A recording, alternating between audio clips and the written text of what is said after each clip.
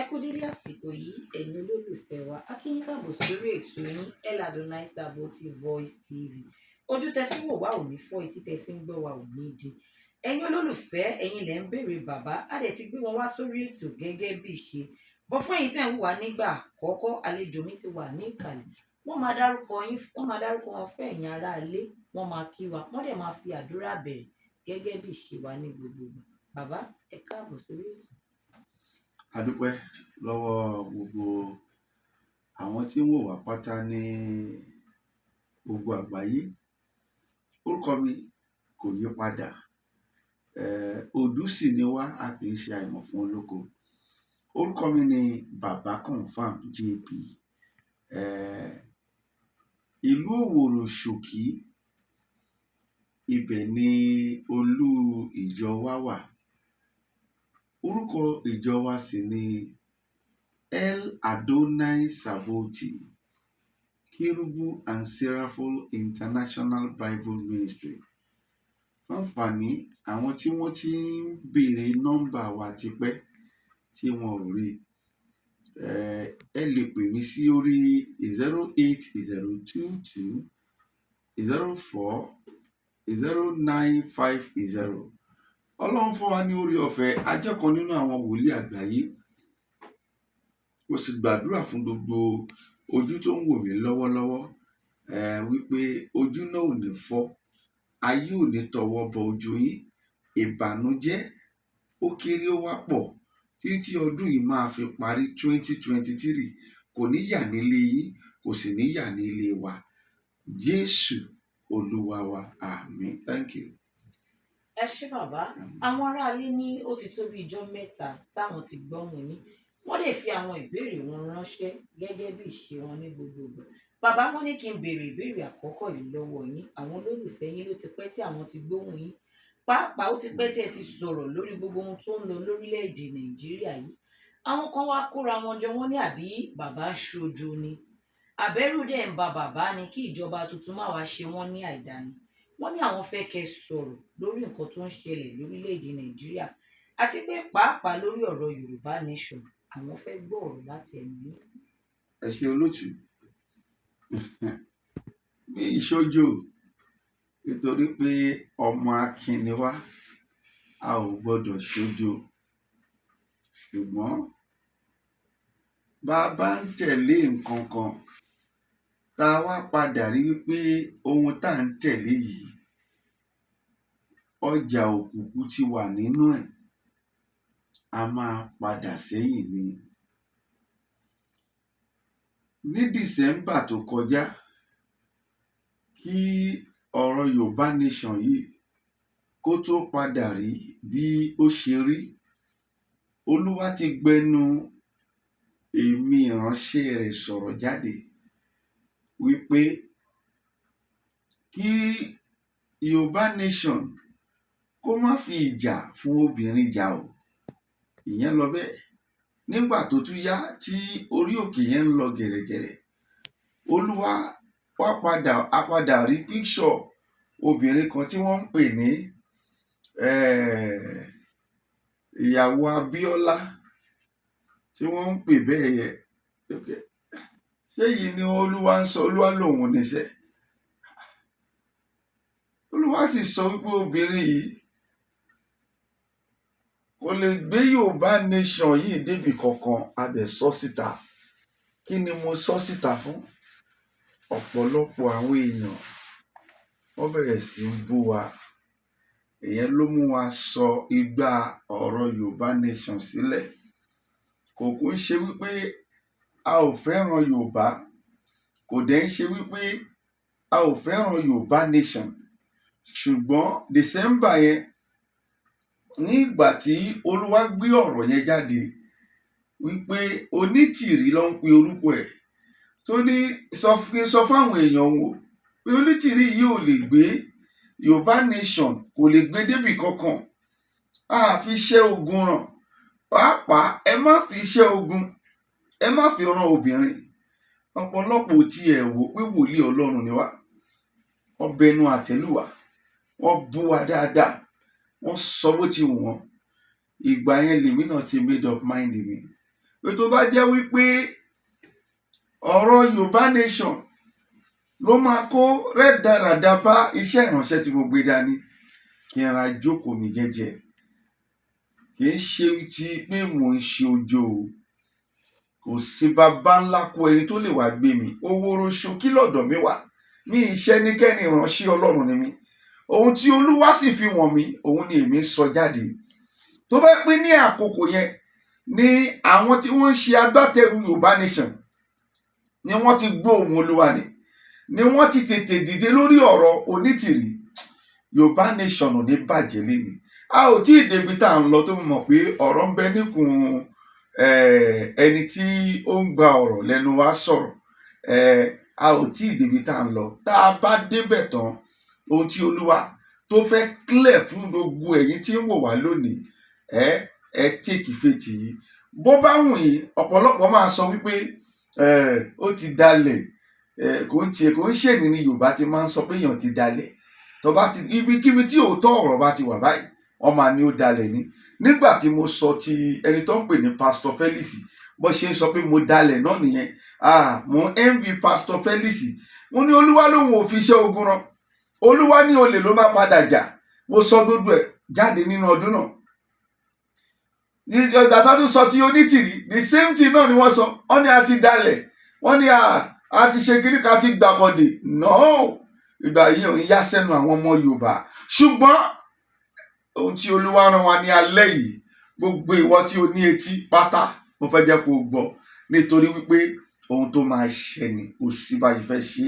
Tí gbogbo yìí tá a ti sọ síwájú, àwọn tó mọ̀ mí dáadáa, tí wọ́n bá ti tọ́ bá rí tòótọ́ pé ó ṣẹ, èyí tí Olúwa tó rán wa ní alẹ́ yìí, ó di dandan o, ó máa ṣẹ. Ẹni tó bá ní etí kó gbóhun tí ẹ̀mí tó ń sọ fún ìjọ. Kì í ṣe tí ojo o. Jẹ́ tún padà síbi tí olóòtú ti sọ̀rọ̀. Kì í dẹ́ ń ṣe wípé kíní kò sẹ́ni tó lè wá gbé wa. Ṣùgbọ́n bàbá ń tẹ̀lé nǹkankan, táwa padà rí pé òkùnkùn ti wà ń bẹ̀. Táwa padà rí pé àwọn ẹ̀mí òkùnkùn wọ́n ti capture. We need to go back. Mo làwọn náà ṣe step down. Pé àwọn tí ó rán wa sí yìí o, àwọn yìí ò gbọ́ ohun tí oníka sọ fún wọn o. Nítòótọ́ náà, ó lè rí bẹ́ẹ̀ náà. Ọ̀pọ̀lọpọ̀ àwọn èèyàn ni Olúwa rán Jésù sí, tí wọn ò sì gbọ́ ohun tí Jésù sọ. So that kì í ṣe, my own is not the first one. Tẹ́ ẹ̀ bá gbọ́ ìyẹn ò mí ni pé Olúwa rán mi ni ẹ ò gbọ́ ni. Àwọn tó dẹ̀ gbọ́ àtàwọn tó tún máa gbọ́ lálẹ́ yìí, kí wọ́n tètè lọ mójútó. Ẹ ṣé gan ni olóòtú, God bless you. Ẹ ṣé bàbá, ọ̀rọ̀ lẹ ti gbọ́ láti ẹnu bàbá wa. Wọ́n láwọn ò ṣojo, àwọn ti sọ ohun tí Olúwa rán àwọn. Ẹni tó bá fẹ́ gbọ́, òun ni kó gbọ́.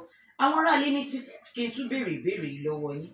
Wọ́n ní ṣé ààrẹ orílẹ̀-èdè tuntun tí wọ́n ti ẹ̀yìn, lórúkọ rẹ̀ ń jẹ́ Aṣíwájú Bọ́lá Ahmed Tinubu. Wọ́n ní ṣó ní nínú ọkàn ẹ̀, àbó wà nínú ọkàn ẹ̀ pé òun ò gba Yorùbá láàyè, Yorùbá nation fún wa, ṣó lè gbà fún wa. Torọ́ mọ̀ pé ni Ọlọ́run ní ohun tí ẹ bá dẹ̀ sọ ló máa ń ṣe. Wọ́n láwọn fẹ́ mọ èrò bàbá Tinubu lórí ọ̀rọ̀ Yorùbá nation. Ẹ ṣé olóòtú.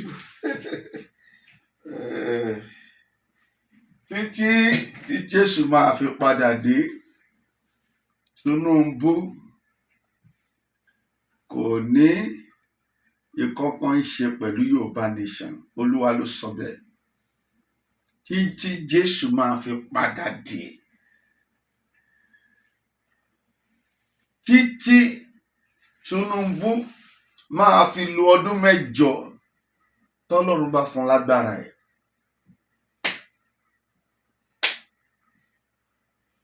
Kò lè pín Nàìjíríà yìí tó kò sí nínú àjẹ́ndà wọn.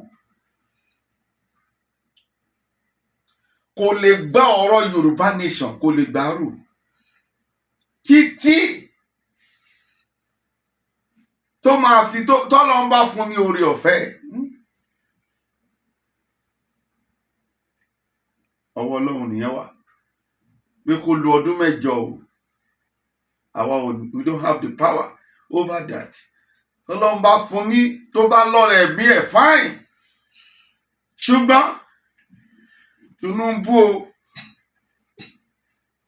kò ní nǹkan kan ṣe lórí ọ̀rọ̀ Yorùbá nation. Bàtà tí Buhari tó bọ́ sílẹ̀ òun ni Tinubu òun ló máa wọ̀. Olúwa ló sọ bẹ́ẹ̀, kì í ṣe àwa. Ohun tó sì ràn wá òun làwa ń sọ. Tí Olúwa ràn wá, ẹni tí ó bá ní etí kó gbọ́ dáadáa. Yorùbá nation tí Tinubu bá ṣì wà ń bẹ̀, Yorùbá nation ò lè wá sí ìmúṣẹ láyé àti láéláé. Kò ní wá sí ìmúṣẹ. Tí Tinubu bá tún kúrò ń bẹ̀, tó bá pọ̀ lu ọdún mẹ́jọ ẹ̀, Yorùbá nation ò tún ní wá sí ìmúṣẹ, nítorí pé ọwọ́ àwọn tí ìjọba tún máa bọ́ sí, ọwọ́ àwọn tí kò rẹ́dì láti gbọ́ nípa ọ̀rọ̀ Yorùbá nation ni. So therefore, kò gẹ́gẹ́ bí ohun tí olóòtú béèrè pé àwọn olólùfẹ́ wa ń béèrè, in one word, Tinubu ò ní ọkàn kankan o láti pín orílẹ̀-èdè yìí. Ṣùgbọ́n if Yorùbá nation come together with him, he will liaise with them. Ohun tó Olúwa sọ nìyẹn as at this point. Ṣùgbọ́n tí Yorùbá nation tó bá gbé nǹkan kan gìràgìrà, ó máa finish gbogbo wọn ni.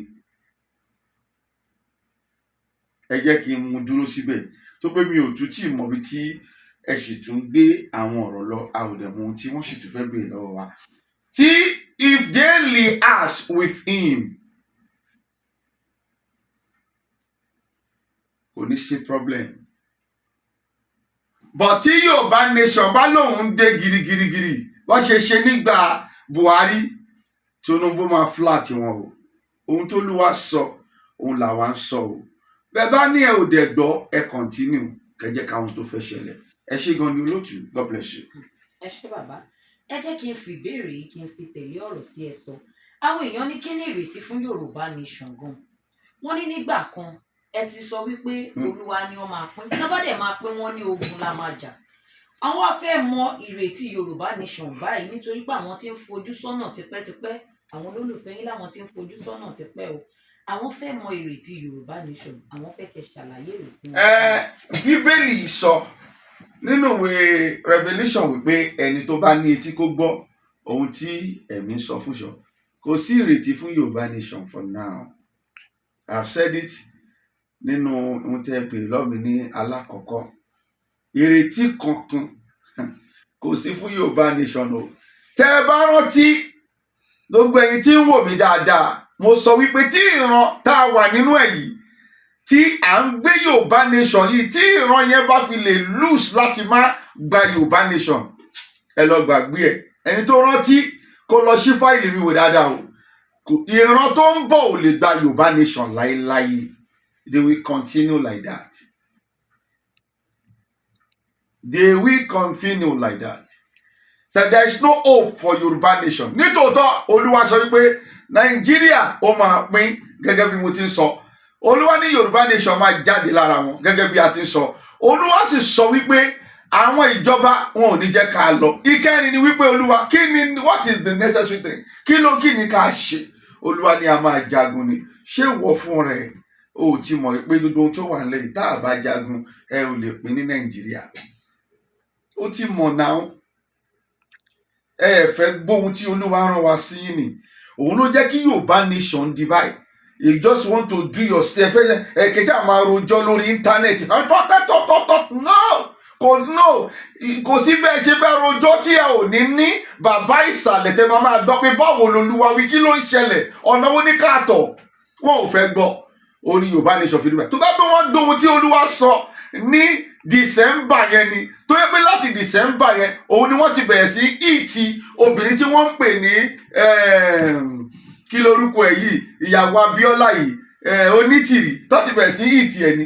Kò ní dá Yorùbá nation rú mọ́ wọn lọ́wọ́. The pressure will still be there. Ní má sọ pé má parọ́ fún yín, bí wọn ò bá ti ja ogun gẹ́gẹ́ bí mo ti ń sọ tẹ́lẹ̀, wọn ò fẹ́ gbọ́ mi. Kò ṣe pé mo ní kí wọ́n ja ogun, but tí wọ́n bá ti rí i pé Yorùbá nation àwọn fẹ́ gbà ń tòótọ́, ogun ló lè fi gbà. And you know and I know, ìwọ náà dẹ̀ ti rí ohun tó wà nílẹ̀. Mo sọ ní ìgbà kan, mo ní listen to me, ìdí tí wọ́n yẹ fún wa ní ilẹ̀ tó wà ní Ìkòròdú yẹn nìyẹn o. tó ṣe gbé ilẹ̀ yẹn fún wa wí ká lọ fi kọ́ church nìyí. Mo sọ wípé there will be election.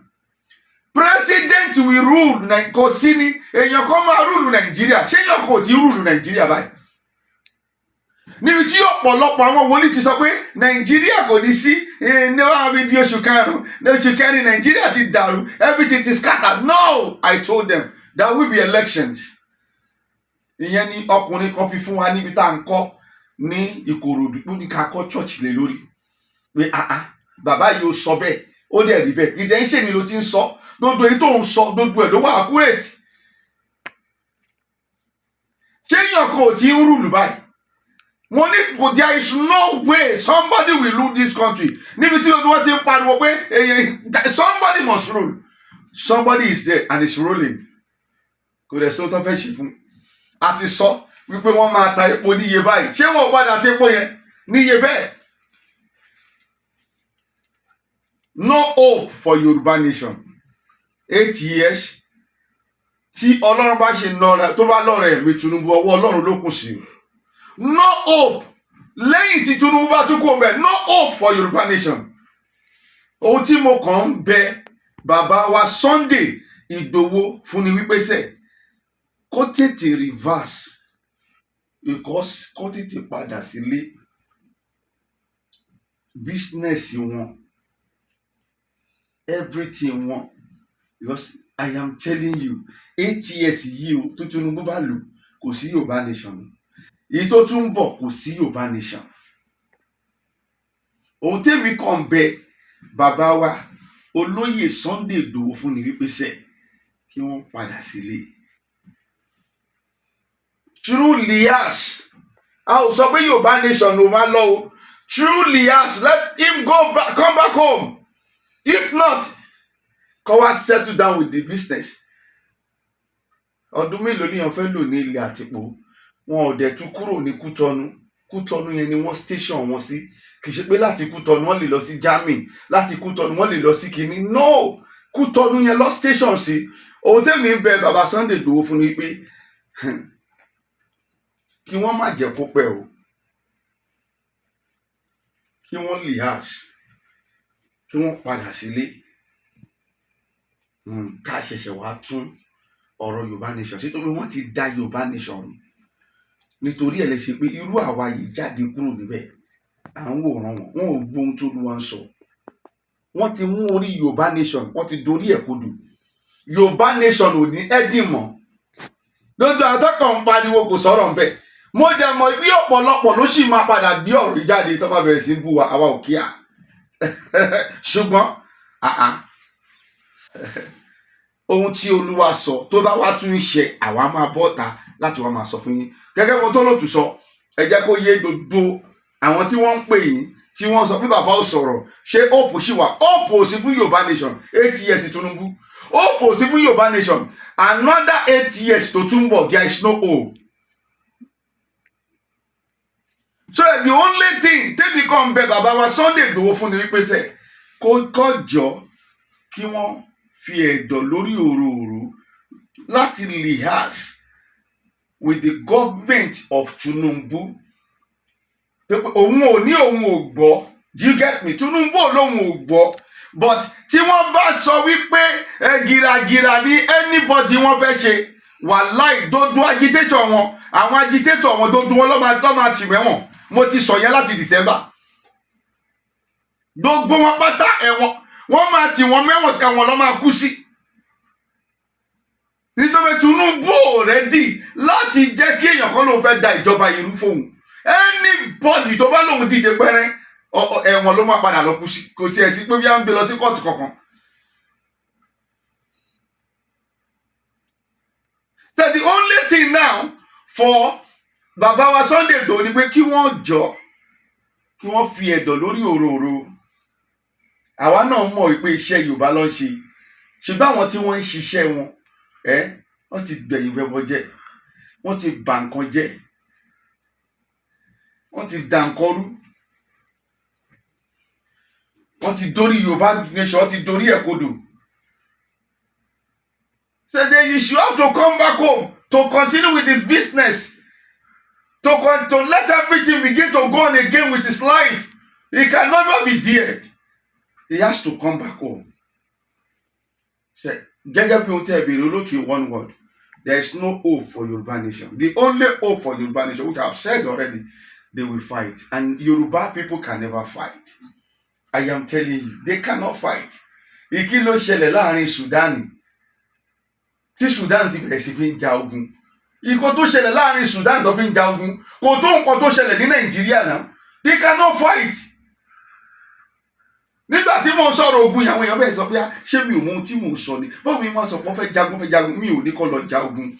But I am telling you, if it is ẹ wá ronú ẹ̀ pátápátá wípé sẹ́ Yorùbá nation yìí lẹ́fẹ́ ogun lẹ máa jà o lọ́dọ̀ àwọn tẹ́ rí yìí láì jagun ẹ lè rí Yorùbá nation gbà ọtún wọn ò lè ja ogun.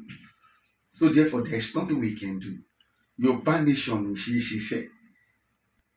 Ẹ ṣé gan ni olóòtú. God bless you. Ẹ ṣé bàbá, ọ̀rọ̀ lẹ ti gbọ́ ẹ̀yin olólùfẹ́ wa. Mo lérò pé ẹ̀ ń bá wa ká lọ lórí ètò. Ìbéèrè mi ṣì ń tẹ̀síwájú bàbá. Àwọn aráalé làwọn fẹ́ mọ̀ nǹkan t'Olúwa sọ nípa bàbá wa olóyè Sunday Igboho. Wọ́n ní kí ni ìrètí kan ṣoṣo fún wọn. Nítorí pé omi inú ń kun àwọn èèyàn pé wọ́n kàn fi bàbá náà sẹ́yìn òdì ni. Kí wọ́n jẹ́ kí wọ́n wálé kó wá máa mójútó ọ̀rọ̀ ajé wọn.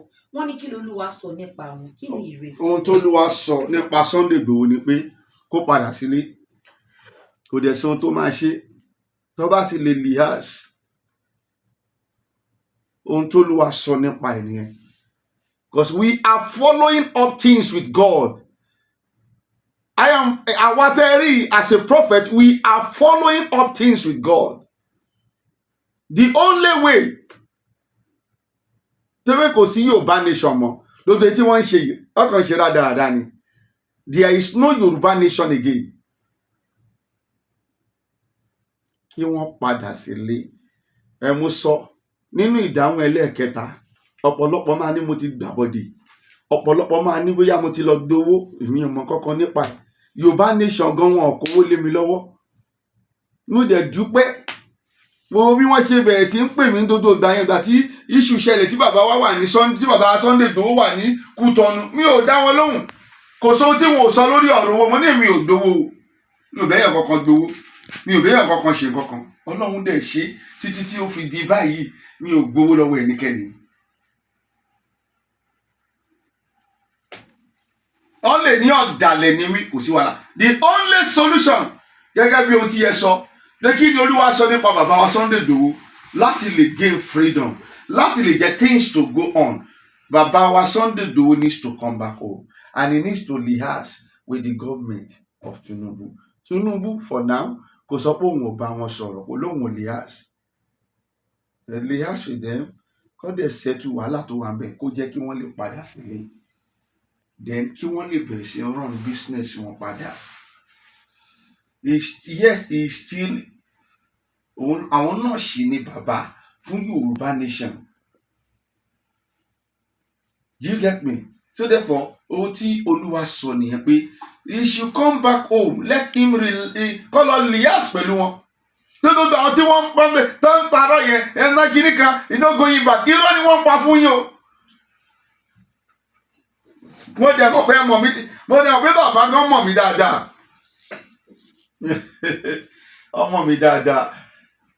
Wọ́n dẹ̀ mọ̀ báyìí l'Olúwa wí. Bàbá náà dẹ̀ ń fi ọ̀rọ̀ mi ṣeré. Ọ̀sẹ̀ tó kọjá gbọ́n àti sọ̀rọ̀. Ṣùgbọ́n gẹ́gẹ́ bí ohun tí àwọn olólùfẹ́ ti wá ń béèrè lọ́wọ́ wa pé kí ni Olúwa ń sọ. Ohun tó Olúwa ń sọ ni pé kí bàbá fi ẹ̀dọ̀ lórí òróró.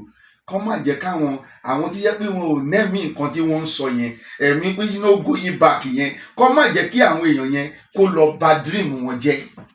He has to go back.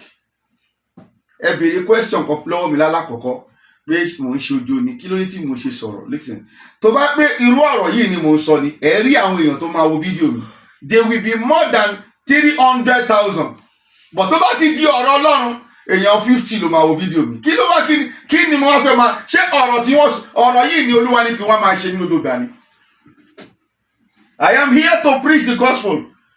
But tó bá ti di ọ̀rọ̀ wípé ká máa sọ irú ọ̀rọ̀ tá à ń sọ yìí wàá rí pé more than 300,000 people will watch this video. So therefore èmi náà fèsì ibi tí Ọlọ́run rán mi gangan direction ó kàn máa irú yìí ó kàn gbé mi wá òkè wá sọ fáwọn èèyàn yìí kọ́ má padà ṣìnà 18 years to now Yorùbá nation can never come to pass so therefore kí lẹ fẹ́ fi 18 years ṣe lẹ́yìn odi the only thing tí Olúwa ní kí èmi sọ fún yín tí mo dẹ̀ fẹ́ jẹ́ kẹ́ ẹ kọ sílẹ̀ lẹ́yìn wọ́n lè pè mí lọ́dàlẹ̀ kò sọ lè pè mí pé mo ti dowó I don't care wọ́n lè gborúkọ mi kí wọ́n tiẹ̀ lè tún fi mí ṣe program gan I never care ṣùgbọ́n tó Olúwa ní kí n sọ fún yín tí mo tó dẹ̀ máa wà nínú rẹ́kọ̀dù títí láéláé òun ni ó ṣe sọ yìí pé ẹ ní láti padà wálé kò dẹ̀ so tó máa ṣe yín tẹ́ bá padà wálé ikú kò ní pa yín tó pé ikú kì í pẹ̀tà lójú ran ẹ̀yin náà mọ̀ dáadáa bàbá Sunday Igboho ẹ mọ̀ dáadáa kò so tó lè ṣe yín the only thing is you come back home kẹlẹ̀ ráyè bẹ̀rẹ̀ sí do your business go to UK go to Canada the way you are going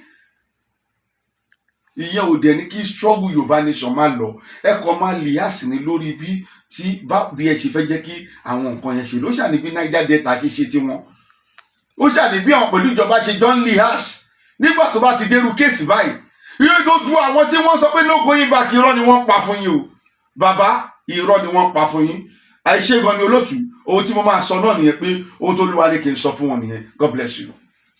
ẹ ṣé bàbá à ń tẹ̀síwájú bàbá ṣe ìbínú àwọn aráalé ló fẹ́ gbóhùn yín ọ̀rọ̀ tí mo wá fẹ́ béèrè lọ́wọ́ yín yìí ó jẹ́ ọ̀rọ̀ tó ṣe ní ọdún tó kọjá wọ́n ní wòlíì kan jáde tí à ń pè ní ránṣẹ́ tibẹ̀ tán wọ́n ló sọ̀rọ̀ wípé nínú ọdún tí a wà yìí nínú oṣù yìí àbí oṣù keje kí pásítọ̀ Yèdépọ̀ kó máa palẹ̀ mọ́ nítorí pé òun rí pósí níwájú wọn èyí tẹ̀lẹ̀ jáde tẹ sọ wípé Olúwa ò sọ bẹ́ẹ̀ àwọn aráalé wa ní ká béèrè lọ́wọ́ yín pé ṣé ká máa retí ikú bàbá náà ní oṣù bí àbóṣù keje ni o àbí àsọtẹ́lẹ̀ tẹ sọ wípé Olúwa ò sọ bẹ́ẹ̀ ó sì wà.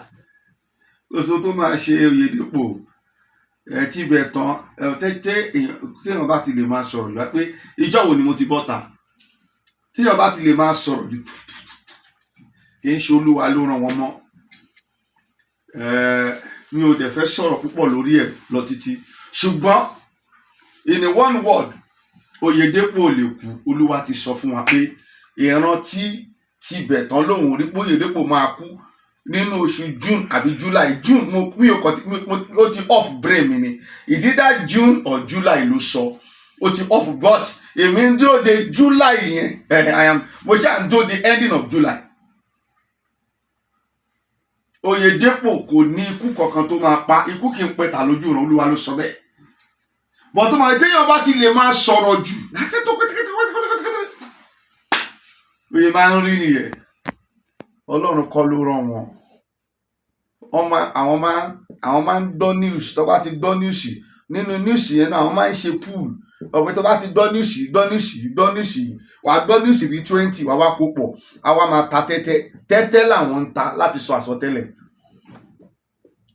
sódà bọ̀ èyí tó bá jẹ́ ń bẹ̀ fine a ló jẹ èyí tó bá dẹ̀ jẹ́ ń bẹ̀ fine a ní kò jẹ́ tẹ́tẹ́ ló ń ta kò sọ̀rọ̀ lórí ẹ̀ Oyèdépọ̀ kò lè kú gẹ́gẹ́ bí ohun tí Olúwa sọ tó bá máa di July ẹ yẹ ká fún wọn títí di July àtúpadà wá sọ̀rọ̀ yẹn tó mo sọ fún tibẹ̀ tán wípé I am coming back for him. Thank you. God bless you. ẹ ṣé bàbá ọ̀rọ̀ lẹ́tí gbọ́ ẹ̀yin aráalé wọ́n ní ká máa wò ó di oṣù keje ká máa wò kọ́ tó ṣẹlẹ̀ ṣùgbọ́n bàbá ò lè kú. bàbá àwọn aráalé ní àwọn fẹ́ gbọ́ ọ̀rọ̀ lórí ọ̀rọ̀ Emefiele tó jẹ́ gómìnà Central Bank wọ́n láwọn fẹ́ kẹ́ sọ̀rọ̀ lórí ẹ̀ kí lolúwa sọ lórí ọ̀rọ̀ Emefiele pé níbo lọ̀rọ̀ ẹ̀ fẹ́ já sí gan pàápàá níwájú ààrẹ tuntun tó ṣẹ̀jẹ̀ lórílẹ̀‐èdè Nàìjíríà. Emefiele on his own ẹ ṣe wọ́n lè tú àṣírí o wọ́n lè sọ bówó ṣe lọ o wọ́n lè sọ pé wọ́n jí owó ṣùgbọ́n kò sóhun tó máa fi wọ́n ṣe nítorí pé ọwọ́ máa kanwọ́ ṣẹ́gẹ́tì mi tó bá dẹ̀ dé rí àkàn wọ́n á jẹ́ kó yé àwọn tí wọ́n fẹ́ tó wà lórí oyè wípé ṣó mọ bí àwọn ti tẹ́lẹ̀ náà ṣe ń ṣe o ìwé tọ́wọ́ bá ti kanwọ́ wọ́n máa dá ìdáhùn kéèsì ni ohun tẹ́ kàn máa gbọ́ ni pé wọ́n mọ̀ pé wọ́n kówó wọ́n mọ̀ pé wọ́n jówó báyìí so there is nothing tó fẹ́ happen sí Emefiele ohun tó Olúwa sọ fáwa nìyẹn tó pé alongside ó lè tú àṣírí jáde o pé ẹni báyìí wà ń díẹ̀ o, ẹni báyìí lọ́jọ́ pín owó o, ẹni báyìí lọ́jọ́ ṣègbà o, ṣùgbọ́n Emefiele o wọ́n kàn wá kọ́ pé wọ́n kàn die down kéèsì yẹn lọ bẹ́ẹ̀, ẹ ò ní gbọ́n kankan nípa ẹ̀ mọ́ tí àkókò bá tó kò ju yẹn lọ. Ẹ ṣé gan ni olóòtú, God bless you. ẹ ṣé bàbá, ẹ kú gbogbo ìgbà wa kí a tó máa lọ lórí ètò lénìí. Àwọn aráalé nípa àwọn tí ń gbọ́ bẹ ṣe ń sọ̀rọ̀ ìjọ ní Ìkòròdú, wọ́n ní kí lẹ fẹ́ kí àwọn ṣe fún yín lórí ìjọ tí ẹ̀ ń kọ́ lọ́wọ́ ní Ìkòròdú, kí ni ẹ fẹ́ kó ṣe fún yín? Several times, ẹ ṣé gan ni olóòtú, several times láti gbé àwòrán ibẹ̀ jáde fún ìrànlọ́wọ́, a ò rí àwọn tó máa ràn wá lọ́wọ́, ṣùgbọ́n níbi tí Ọlọ́run ràn wá lọ́wọ́ dé lórí ẹ̀ a tún máa gbé jáde, ibi tó ràn wá lọ́wọ́ dé lórí ẹ̀ ibẹ̀ yẹn sì need nothing less than 5 million naira láti parí ẹ̀. 5 million naira. Àwọn èèyàn ò fẹ́ ran Ọlọ́run lọ́wọ́ mọ́. Ó bẹ́tà kí àwọn ìyá kan bọ́ ta kọ́ láwọn nídìí mọ́tò kó ra mọ́tò fún wọn.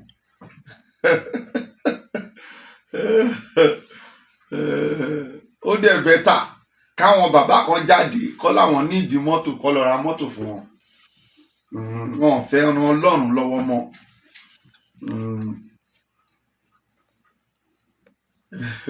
Wọ́n mọ̀ pé òpin gbogbo ẹ̀ àwọn táwọn ra mọ́tò fún gan wọ́n sì lè ta mọ́tò. Ẹ jẹ́ kí n gbé lọ síbẹ̀. Àwọn tí wọ́n láwọn dá owó púpùkì ẹ lọ kọ́ ilé fẹ́ni yìí, ẹni yìí ó nílò ilé ẹ̀kọ́ àníkàn má kọ́ o, mi ò dispute ẹ o, ẹ̀kọ́ ilé fẹ́ni yìí wọ́n sì lè gbé ilé ta. Ṣùgbọ́n táwa ń bá yín sọ nípa pé àwa ń kọ́ ìjọ fún Ọlọ́run, several times ni mo ti gbé jáde ṣùgbọ́n a ò rí olùrànlọ́wọ́ o. Níbi tó dé èmi àti Ọlọ́run ni. Ìjọ tá a wà nínú ẹ̀ ń bíbà yìí gan a ò ní wọn lára, kò sí 1 naira èèyàn kankan nínú ìjọ tí mo wà nú yìí nínú owó tí mo ná sí ibi tá à ń sọ yìí, ibi tá a ṣẹ̀ṣẹ̀ ń kọ́ tí wọ́n fún wa pé ká fi kọ́ chọ́ọ̀chì sí. Sẹ̀mí ò ní ẹnikẹ́ni lára. Ṣé ilé yẹn wọ́n lè gbé ta, mọ́tò tẹ lọ rà fáwọn èèyàn wọ́n lè gbé ta, ṣe bẹ́ẹ̀ ti rà á fún wọn. Ṣùgbọ́n chọ́ọ̀chì táwa ní kẹ́yìn náwó sí yẹn bí ayé àti ọ̀run bá kọjá, kíkíní nínú ọ̀rọ̀ Ọlọ́run ò lè kọjá o. Wọn ò lè gbé ṣọ́ọ̀ṣì ta, wọn ò lè gbé mọ́ṣáláṣí ta.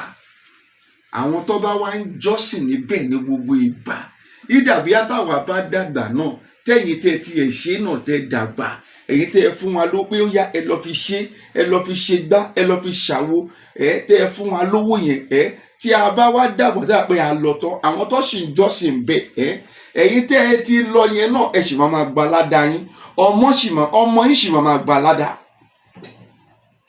Sọ́dọ̀fà ti ṣe gbogbo surroundings, ó wá kun inú ilé nìkan. Inú ilé yẹn àti ìṣe sílẹ̀ a ní di POP, àti ìṣe wọ́ọ̀lù ẹ̀ nínú ilé, àdẹ̀ tí ìṣe floor nínú ilé, àdẹ̀ ń rí wípé at least 5 million naira ni ó máa yanjú bẹ̀ yẹn. Tọ́lọ́run bá fún wa lórí ọ̀fẹ́ a máa àtàṣe fídíò yìí náà, olóòtú ẹ máa bá wa àtàṣe ẹ̀ káwọn náà rí ibi tí iṣẹ́ náà dé. Àti ìrí olùrànlọ́wọ́ o lórí ẹ̀ o, èyí tí Ọlọ́run fún wa lágbára òun la ṣe ń ṣe. Ẹ ṣé gan ni, God bless you. Ẹ ṣé bàbá, àwọn ìbéèrè tí àwọn aráalé fẹ́ gbọ́ òun ni wọ́n ti gbọ́ yìí, ẹ̀dẹ̀ ti dáhùn sí. Ẹ bá mi ṣàdúrà fáwọn tó ń wò yín ní ìgbà àkọ́kọ́, kẹ́dẹ̀ dárúkọ yín àtàwọn nọ́mbà tó bá ṣeé ṣe account number ìké táwọn olólùfẹ́ yín tó bá fẹ́ fi nǹkan kan ránṣẹ́ síbẹ̀. Ẹ ṣé gan ni lẹ́ẹ̀kan sí. A máa dúpẹ́ lọ́wọ́ àwọn bíi méjì mẹ́ta tí Ọlọ́run fún lórí ọ̀fẹ́ láti lè fún wa ní nǹkan kan lórí ìrìn àjò ibi tí à ń kọ́ yẹn. Àwọn bíi méjì mẹ́ta tọ́lọ́run fún ní orí ọ̀fẹ́ tí wọ́n fún wa ní nǹkan láàárín ìrìn àjò ibi tí à ń kọ́ ní Ìkòròdú. Mo dúpẹ́ lọ́wọ́ yín tó pé wọ́n ní kí n má dárúkọ wọn, a ò sì ní dárúkọ ẹnikẹ́ni. Mo dúpẹ́ lọ́wọ́ yín o tó pé wọ́n ṣe tiwọn fún Ọlọ́run ni. Wọ́n ní ẹ má gbàgbé, ẹ má dárúkọ, ẹ má ṣe kankan bó tilẹ̀ hùn pé bí owó náà ṣe rí, ṣùgbọ́n síbẹ̀síbẹ̀ appreciate ẹ̀ ibi tí ẹ ti mówó lórúkọ Jésù ọ̀pọ̀lọpọ̀ Ọlọ́run á bá mi fi rọ́pò sí bẹ́ẹ̀. Lẹ́ẹ̀kan sí orúkọ tèmi ni Babaconfirm JP. Mo jẹ́ kan nínú àwọn wòlíì àgbáyé, ọ̀kan nínú wòlíì àgbáyé tí Olúwa ń lò fún ìjọ ti ìsinsìnyí. Ẹnikẹ́ni tí ó bá wù tó lóun fẹ́ ràn wá lọ́wọ́ lórí ọ̀rọ̀ ìjọ èyí tí Olúwa fún wa tá à ń kọ́ lọ́wọ́ ní ìlú Ìkòròdú, ó máa send anything tó bá fẹ́ fún wa sí orí First Bank account wa. First Bank account wa. Orúkọ tèmi lẹ́ẹ̀kan sí Ṣómùyíwá tó wà lórí ẹ̀, Ṣómùyíwá Ọlọ́ládé Àlàbá, òun ló wà lórí ẹ̀.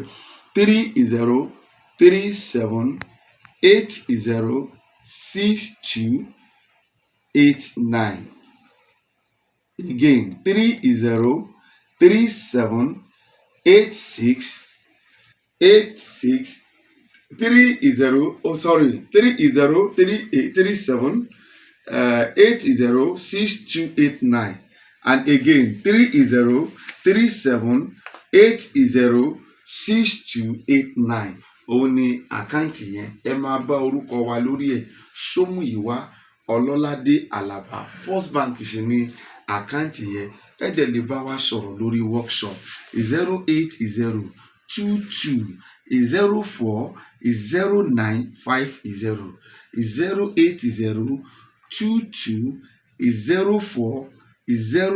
08022040950. Ẹ lè bá wa sọ̀rọ̀ lórí workshop yẹn, ṣùgbọ́n ẹ má jẹ́ ká di adọ́run mùtọ́. Gbogbo ohun tí Olúwa ti ẹnu mi sọ lénìí ẹ má fi ṣeré rárá o, tó pé ohun tó máa padà ṣẹlẹ̀ nìyẹn.